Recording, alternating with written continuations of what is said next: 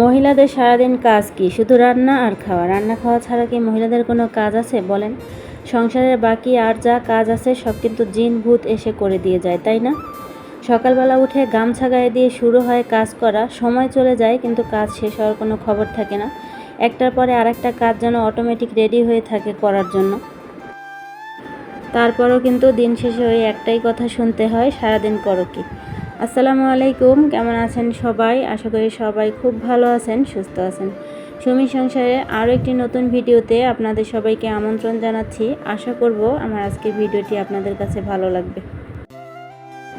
সকালবেলা একদম গামছা গায়ে দিয়ে কাজ শুরু করে দিয়েছি। সকালের এক পর্বের কাজ তো আগেই শেষ হয়ে গেছে। সকালবেলা একদম সবার আগে শ্বশুর আব্বাকে নাস্তা করিয়েছি, তারপর আপনাদের ভাইয়া খেয়ে অফিসে চলে গেছে, আর তারপর আমার ছেলেকে রেডি করে দিয়ে স্কুলেও চলে গেছে। এখন একটু সুবিধা হয়েছে, ওকে এখন আর স্কুলে নিয়ে যেতে হয় না, এখন একা একাই চলে যেতে পারে। তারপরে আমি এই যে সকালের থালাবাটিগুলোকে ধুয়ে নিলাম, আর এখন রান্নার জন্য যোগাযন্ত্র করে নিচ্ছি।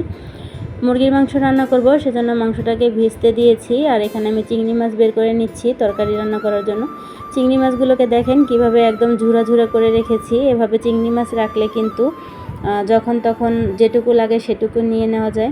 চিংড়ি মাছ ফ্রিজে রাখার পরে 2-3 ঘন্টা পরে এরকম একটু বাড়ি বাড়ি দিয়ে রাখলে মাছগুলো কিন্তু এরকমের একদম ঝুরা ঝুরা থাকে, তাহলে আর একবারে সমস্ত মাছ বের করে ভিজাতে হয় না।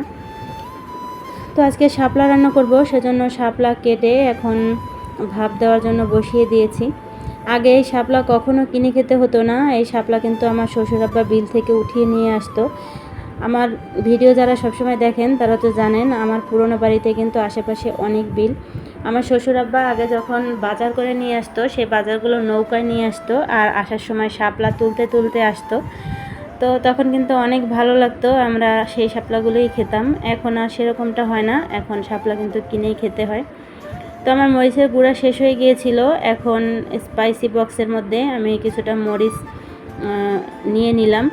আর মরিচের গুঁড়া বাসায় ছিল না, তো ছোট একটা প্যাকেট আপাতত কিনে নিয়েছি। কালকে কি করেছি দেখেন, রান্না করতে গিয়ে দেখি মরিচের গুঁড়া শেষ, তখন ঘরে যে শুকনো মরিচ ছিল সেটা আমি গুঁড়া করতে গিয়েছিলাম, তো এরকম হয়েছে। চিলি ফ্লেক্সের ছোটো ভাই হয়েছে আর কি, পুরা গুঁড়া হয়নি। তো কি করব, ওটা দিয়েই কিন্তু পরে আমি কালকে রান্না করেছি, আর আজকে ছোট একটা প্যাকেট নিয়ে এসেছি। তো এখানে শাপলাটাকে আমি ভাপ দিয়ে নিয়েছি, এখন শাপলাটার পানিটাকে আমি ঝরিয়ে নেব। এভাবে রান্না করলে কষ্টটা চলে যায়, তখন রান্না করলে খেতে কিন্তু ভালো লাগে। মুরগিটা যে ভিজিয়ে রেখেছিলাম, মুরগিটার বরফ ছেড়ে গিয়েছে, এখন সেটাকে পিস পিস করে নিচ্ছি। আর মুরগি কেটে ফ্রিজে রাখতে আমি পছন্দ করি না, আবার আস্ত মুরগি ফ্রিজে রাখলেও কিন্তু সেটা বরফ ছাড়তে অনেক দেরি হয়। সেজন্য আমি মুরগিকে 4 পিস করে ফ্রিজে রাখি, এজন্য এভাবে রাখলে আমার কাটাকাটি করতে একটু সুবিধা হয়। তো মুরগির বুকের যে অংশটা ছিল সেটাকে আমি ছোট ছোট করে কেটে নিচ্ছি বিকেলবেলা বাচ্চাদেরকে নাস্তা বানিয়ে দেওয়ার জন্য। তো কি নাস্তা বানাবো সেটা তো আপনাদের সাথে অবশ্যই শেয়ার করব। এখন মাংসগুলোকে কেটে আমি রান্নাটা বসিয়ে দিচ্ছি। তো মুরগির মাংস রান্না করার জন্য আমি সমস্ত মশলা একদম ভালো করে কষিয়ে নিয়েছি, আর এখন মুরগির মাংস আর আলু একসাথে দিয়ে দিচ্ছি। এই মাংসটা রান্না করলে আমি মাঝে মধ্যে তেলে ভেজে নিই, কিন্তু আজকে সময় কম ছিল, সেজন্য আমি মুরগিটাকে আর তেলে ভাজিনি। আর ওই পাশে আমি মুরগি কষাতে দিয়েছি, আর এই পাশে চুলায় আমি শাপলাটাকে চিংড়ি মাছ দিয়ে রান্না করার জন্য বসিয়ে দিয়েছি। তো এবছর আজকে প্রথম এই শাপলা আনা হয়েছে। মাংসটা যে কষাতে দিয়েছিলাম সেটা আমি মশলার সাথে একদম ভালো করে সময় নিয়ে কষিয়ে নিয়েছি, আর এখন আমি এর মধ্যে পরিমাণ মতন ঝোল দিয়ে দেব। এটাকে আমি মাখা মাখা ঝোল রান্না করব, একদম শুকিয়েও ফেলবো না, আবার একদম বেশি ঝোলও রান্না করব না।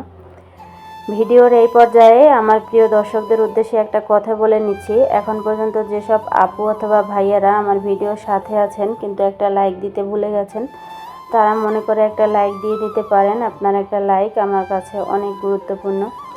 বিকেলে বাচ্চাদের জন্য পিৎজা তৈরি করব, সেজন্য মুরগির বুকের মাংসটাকে বিভিন্ন ধরনের মশলা দিয়ে ম্যারিনেট করে নিলাম, আর এখন এটাকে ফ্রিজে রেখে দেব। আর মাংসটা যে রান্না করতে বসিয়েছিলাম, মাংসটা রান্না করা হয়ে গেছে। এখন শেষে আমি একটু জিরার গুঁড়ি দিয়ে দিলাম। চিংড়ি মাছ দিয়ে শাপলা রান্না করেছি, সেটাকেও এখন বাটিতে বেড়ে নিচ্ছি। এই শাপলা কিন্তু ইলিশ মাছ দিয়ে রান্না করলে খেতে অনেক বেশি ভালো লাগে, কিন্তু আজকে বাসায় ইলিশ মাছ ছিল না, সেজন্য চিংড়ি মাছ দিয়ে রান্না করেছি। চিংড়ি মাছ দিয়ে রান্না করলেও খেতে ভালো লাগে, ইলিশ মাছ দিয়ে রান্না করলে তো আরও অনেক বেশি ভালো লাগে। তো তো মাংসটাকেও বাটিতে বেড়ে নিয়েছি, আর এখন টেবিলে সব কিছু নিয়ে রেডি করে রাখবো। যেহেতু আমার শ্বশুরাব্বা একটু সকাল সকাল খাওয়া দাওয়া করেন সবার আগে, উনি 1:30টার মধ্যেই দুপুরের খাওয়া দাওয়া কমপ্লিট করে ফেলেন। তো সেজন্য টেবিলটাকে আমি গুছিয়ে নিয়েছি। আর আজকে কিন্তু আমি এই 2 আইটেম তরকারি রান্না করেছি।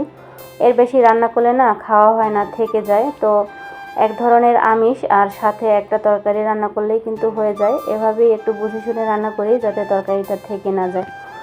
আর রান্না বাড়া শেষে রান্নাঘর থেকে বের হওয়ার আগে এই যে পিৎজার ডোটা বানিয়ে রাখলাম। এটা 2-3 ঘন্টা রেস্টে যেহেতু দিতে হবে, তো এটা বানিয়ে আমি ঢাকনা দিয়ে ঢেকে রেখে এই যে রান্নাঘর পরিষ্কার করে আমি এখন রান্নাঘর থেকে বের হয়ে যাব। রান্নাঘরের কাজ শেষ করে তো বের হলাম, এখনও কিন্তু অনেক কাজ বাকি আছে।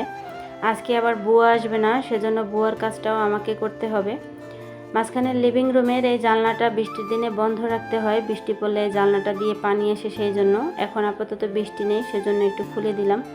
এই জানলাটা দিয়ে কিন্তু ঘরে পর্যাপ্ত আলো বাতাস পাওয়া যায়, তো এটা সবসময় খুলে রাখারই চেষ্টা করি, শুধু বৃষ্টি এলেই বন্ধ করে দিই। তো আজকে আর ঘর মুছবো না, আজকে শুধু ঝাড়ু দিয়ে নেব ঘরটাকে। ঘরে যেহেতু ছোট বাচ্চা নেই, প্রতিদিন না মুছলেও চলে, কিন্তু বুয়া যেহেতু কাজ করে তো উনি প্রতিদিনই মুছে নেয়। আজকে আমি শুধু ঝাড়ু দিয়ে নেব, আজকে আর মুছবো না। তো সব কাজ শেষ করে সন্ধ্যায় বাচ্চাদের জন্য নাস্তা এখন রেডি করে নিয়েছি। নাস্তা বানানোর অর্ধেক কাজ তো দুপুরে রান্নার পরেই করে রেখেছিলাম। এখন শুধু সেটাকে একদম ভালো করে সেট করে এই যে ওভেনে দিয়ে দিলাম। তো এখন আজকে নাস্তা নিয়ে আর বেশি ঝামেলা করতে হয়নি, সব যেহেতু রেডি ছিল। এখন 250 ডিগ্রি সেলসিয়াস তাপমাত্রায় আপ ডাউন হিট অন করে 20 মিনিটের জন্য পিৎজাটাকে আমি ওভেনের মধ্যে দিয়ে দিলাম। এখন আল্লাহ আল্লাহ করে কারেন্ট না গেলে হয়। তো অনেক আল্লাহ আল্লাহ করেছি, কারেন্ট কিন্তু যায় নাই। আমি আবার যখনই ওভেনে কাজ করতে যাই তখনই কারেন্ট চলে যায়। তো পিৎজাটা কিন্তু সুন্দর মতন বেক হয়েছে, আর এটা আমি একদম ঘরোয়া মশলায় তৈরি করেছি। এটাতে আমি কোনো ধরনের পিৎজা সস অথবা চিজ কিছুই ব্যবহার করিনি। এটা খাবো নিজেরা, তো একদম যে পিৎজা সস দিয়ে তারপরে চিজ ব্যবহার করতেই হবে এরকমের না। তো ঘরে বাচ্চাদেরকে যেভাবেই নাস্তা বানিয়ে দেই না কেন, ওরা কিন্তু খুব মজা করে খায়। আর আমার এই পিৎজার রুটিটা একটু মোটা হয়ে গিয়েছিল, আমি এটা অনেক দিন পরে পরে বানানো হয়, তো মেজারমেন্টটা সবসময় মনে থাকে না। আমার এই পিৎজা প্যানটার মধ্যে 1.5 কাপ আটা দিয়ে ডো বানিয়ে সেটা দিয়ে পিৎজা বানালে একদম ঠিক মতন হয়, কিন্তু ভুলে গিয়েছিলাম 2 কাপ দিয়ে ফেলেছি, সেজন্য একটু মোটা হয়ে গিয়েছে। তো সবাই খেয়ে নিয়েছে, কিছুটা পরিমাণ থেকে গিয়েছিল, সেটা এখন আমি একটা এয়ারটাইট বক্সে ঢুকিয়ে নিচ্ছি। এটাকে ফ্রিজে রেখে দেবো, আবার পরের দিন গরম করে দিলে কিন্তু বাচ্চারা খেয়ে নেবে। তো আজকের ভিডিওটি এই পর্যন্তই আমি রাখছি। ভিডিওটি কেমন হয়েছে অবশ্যই কমেন্ট করে জানাবেন। সবাই ভালো থাকবেন। আল্লাহ হাফেজ।